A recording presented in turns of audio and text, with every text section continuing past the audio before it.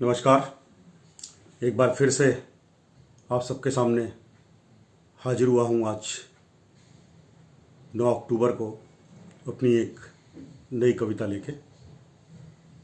और कविता का शीर्षक बैठे ही बैठे मिल गया। टीवी देख रहा था, टीवी पे एक शो चल रहा था, उसके बीच में एक शब्द सुनने को आया, बस वही शब्द उठा लिया और उसी पे जो है कविता लिख दी। तो वो शब्द था कहानी। आपने सीरियल देखे होंगे, कहानी घर घर की। और कहानी से अगर कनेक्ट करना चाहें तो आप पीछे जाएं अपने बचपन में। जब हम छोटे हुआ करते थे तो हमारे दादा दादी, नाना नानी हमको बहुत सारी कहानियाँ सुनाते थे। पता नहीं राजाओं की, रानी की, परियों की, पता नहीं किस किस की कहानी सुनाते थे। और वो कहानियाँ जो बचपन में हम लोगों ने सुनी थी, आज भी हमको उसी तरीके से याद हैं। वो कहानी याद है, वो दादा दादी जी, नाना नानी जी का दुलार और प्यार याद है, और वो उनको कहानी सुनाने का तरीका याद है। तो आज कहीं ना कहीं मेरे ख्याल से हम सबके जेहन में जो बचपन की कहानियाँ हैं वो इतने गहरे अपने घर कर चुकी हैं कि शायद जो हमारे संस्कार हैं वो बहुत कुछ कहानियों से बन के बाहर निकल के आए हैं। तो जैसे मैंने आपको बताया कि आज 9 अक्टूबर है और आज मेरे साडू भाई श्री सुरेश चंद्र नैनवाल जी की सुपुत्री येशा का जन्मदिन है। तो आज ये वाली जो अपनी कविता है मेरी, जिसका शीर्षक कहानी है, मैं अपनी भांजी येशा को सप्रेम उसको बर्थडे गिफ्ट के रूप में समर्पित करता हूँ। तो आइए चलते हैं कहानी की तरफ। क्षमा कीजिए। तेरी कहानी मेरी कहानी, इस जग में है हर एक की कहानी। अपनी जुबानी किसी और की जुबानी, चलती रहेगी सदा ही कहानी। दादी की कहानी, नानी की कहानी, रहती है याद बचपन की कहानी। हंसी की कहानी, डर की कहानी, डालती है गहरा असर बचपन की वो मासूम कहानी। राजा की कहानी, बेताल की कहानी, और न जाने कौन कौन सी कहानी, मनोरंजन के साथ देती थी ज्ञान भी, बहुत ही सार्थक होती थी वो कहानी। टेलीविज़न पर कहानी, रेडियो पर कहानी, बहुत सुंदर लगता है सुनना कहानी। बाबूजी भी सेवानिवृत्ति के बाद अब सुनाते हैं दोस्तों को अपने एक भरे पूरे जीवन की कहानी। हरीशचंद्र के सत्य की कहानी, डाकू रत्नाकर के चरित्र की कहानी, सदियों से चली आ रही हैं कहानी और कहानी। बालपन में जो सुनी अलग अलग कहानी, आचरण में भी आ जाती हैं फिर वही कहानी।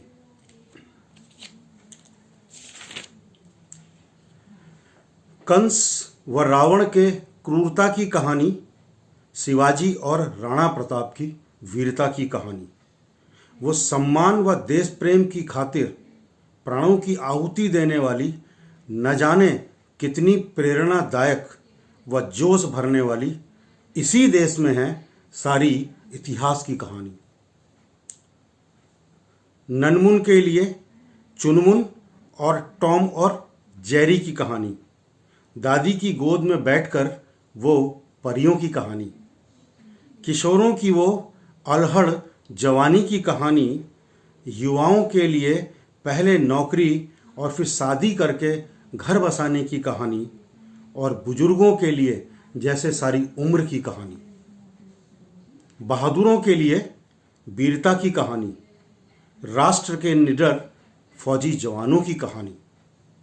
झूल गए जो खुशी खुशी फांसी के फंदे पर और स्वदेश की स्वतंत्रता के लिए जान की बाजी लगा दी, ऐसे जांबाज भारतीय सपूतों की कहानी।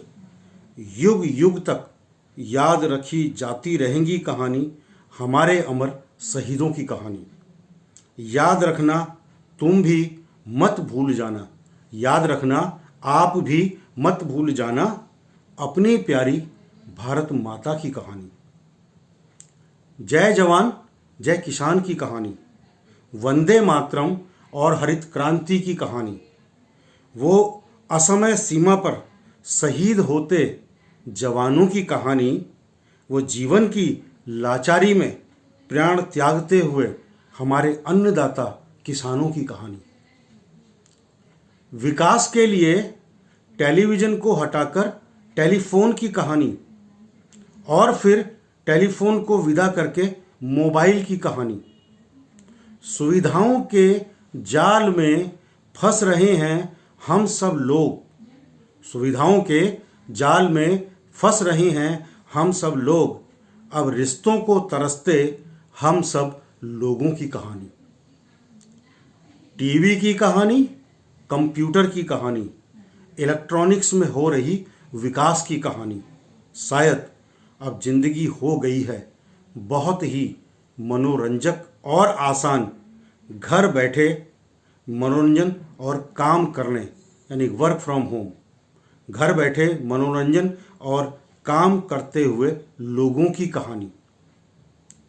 चलना हुआ कम, दौड़ना हुआ कम और गिरते हुए स्वास्थ्य की कहानी।